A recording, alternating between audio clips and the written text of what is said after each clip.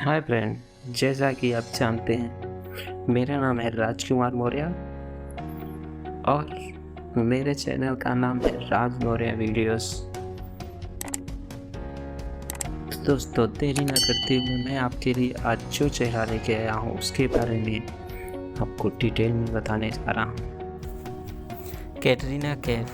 कैटरीना कैफ का जन्म 16 जुलाई 1984 को हांगकांग में तुर्कोट्टेकुलम में हुआ था। कैटरीना के मुताबिक इनके पिता मोहम्मद कैफ ब्रिस्तानी कारोबारी हैं। इनके पूर्वज कश्मीर से आए थे और इनकी मां अंग्रेज वकील और दान कार्यकर्ता हैं। इनके 7 भाई बहन और 3 बड़ी बहन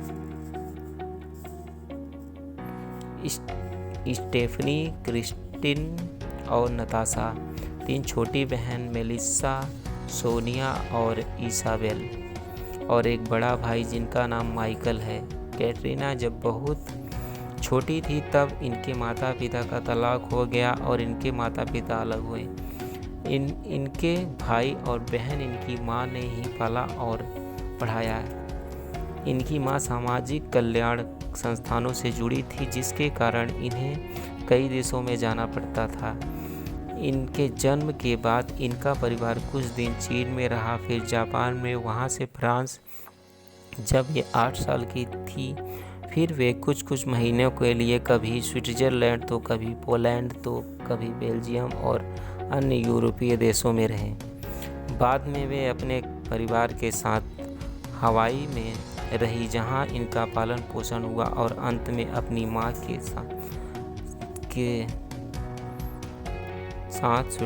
स्वदेश इंग्लैंड, वहाँ पर 3 साल रहने के बाद वे भारत आ गई और अपना कुल नाम अपने पापा का कर लिया, क्योंकि इन्हें लगता था कि भारतीय उनकी मां का नाम ढंग से बोल नहीं पाएंगे। ब्रिटिश नागरिक के रूप में यह एक रोजगार वीजा पर भारत में काम करती हैं। कैटरीना ने 14 वर्ष की उम्र से हवाई में एक सौंदर्य प्रतियोगिता जीती थी, तभी से वे मॉडलिंग कर रही हैं। बाद में इन्हें मॉडल के रूप में अपना पहला काम मिला, एक ज्वेलरी कंपनी का विज्ञापन। फिर से वे लंदन में पेशेवर मॉडलिंग करने लगी, जहां इन्हें कई स्वतंत्र मॉडल एजेंसियों के लिए काम किया। यहीं पर एक फैशन शो में फिल्म निर्माता कहजाद मुस्ताद की नज़र इन पर पड़ी, जिन्होंने इन्हें अपनी फिल्म बूम में एक किरदार का प्रस्ताव दिया, जो कि टिकट खिड़की पर ओढ़े मुँह गिरी। भारत में शूटिंग के दौरान उन्हें कई प्रस्ताव मिलने लगे, तो इन्होंने भारत में ही रहने का फैसला किया। यह जल्द ही एक सफल मॉडल बन गई और इन्होंने कई प्रमुख कंपनियों में विज्ञापन के लिए, जैसे कोका कोला, एलजी, फेविकोल और सैमसंग। लेकिन फिल्म निर्माता भाषाई कमियों के कारण इन्हें काम देने में हिचकते थे। इसके बाद इन्होंने हिंदी कक्षाओं के माध्यम से अपनी हिंदी सुधारने का काम करना शुरू किया। अपनी पहली फिल्म में असफलता के बाद इन्होंने मल्लीश्वारी नामक एक तेलुगु फिल्म करी। इस फिल्म के लिए इन्हें कथित तौर पर 75 लाख मिले थे, जो उस समय दक्षिण फिल्म उद्योग में किसी अभिनेत्री को मिला सबसे ज़्यादा मेहनताना था। अपने अभिनय के लिए इन्हें नकारात्मक समीक्षा मिली, हालांकि फिल्म आर्थिक रूप से सफल रही। अगले साल ये राम गोपाल वर्मा की फिल्म सरकार में अभिषेक बच्चन की प्रेमिका बनी, जो काफ़ी छोटा रोल था। इसके बाद वो फिल्मों में पहली बार किसी मुख्य भूमिका में डेविन धवन की मैंने प्यार क्यों किया में दिखी। इसके साथ इनके साथ सलमान खान, सुहेल खान और सुष्मिता सेन भी प्रमुख भूमिकाओं में थे। फिल्म सफल रही और कैटरीना को फिल्म उद्योग में पहचान मिली। इसके बाद वे तेलुगु फिल्म अल्लरी पिदुगु में एक छोटी सी भूमिका में दिखी। 2006 में कैटरीना की जोड़ी अक्षय कुमार के साथ हमको दीवाना कर गए में बनाई गई, जो कि आगे जाकर काफ़ी सफल रही। हालांकि फिल्म को टिकट खिड़की पर उत्साहहीन प्रतिक्रिया मिली, पर कैटरीना के अभिनय को समीक्षकों ने सराहा। फिर वो बलराम बदनाम तारादास नामक मलयालम फिल्म में दिखी, जो आर्थिक रूप से सफल रही और इनके अभिनय को सराहा गया। 2007 कैटरीना के लिए काफ़ी अच्छा रहा। इस साल इनकी 4 फिल्में आई, जो सब बड़ी हिट हुई।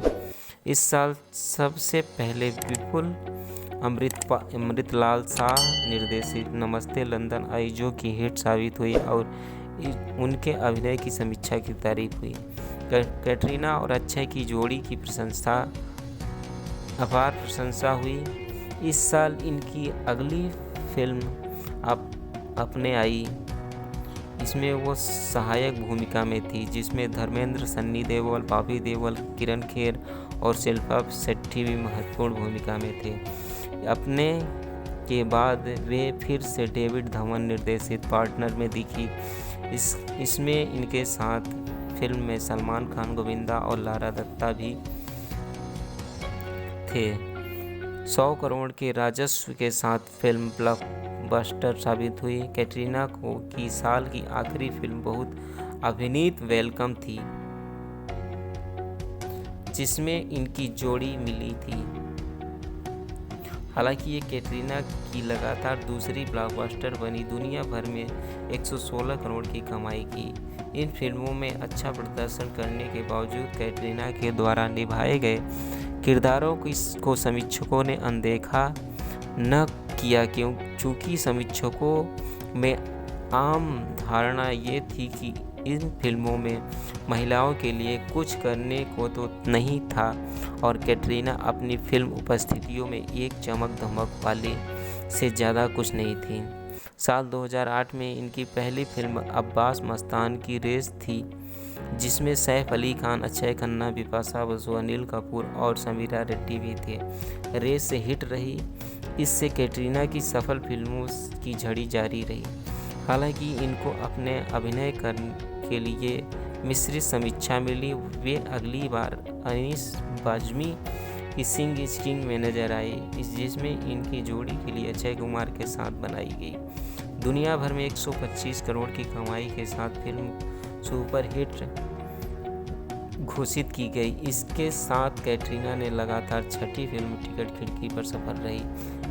इनकी साल की आखिरी फिल्म युवराज टिकट खिड़की पर बहुत बड़ी सफलता मिली थी और इनके अभिनय के मिली जुली प्रतिक्रिया मिली। समग्र रूप से फिल्म को मिली मिश्रित समीक्षाओं के बावजूद इनकी पटकथा को अपनी कलात्मक योग्यताओं के कारण Academy of Motion Picture Arts and Sciences के पुस्तकालय में जोड़ा गया।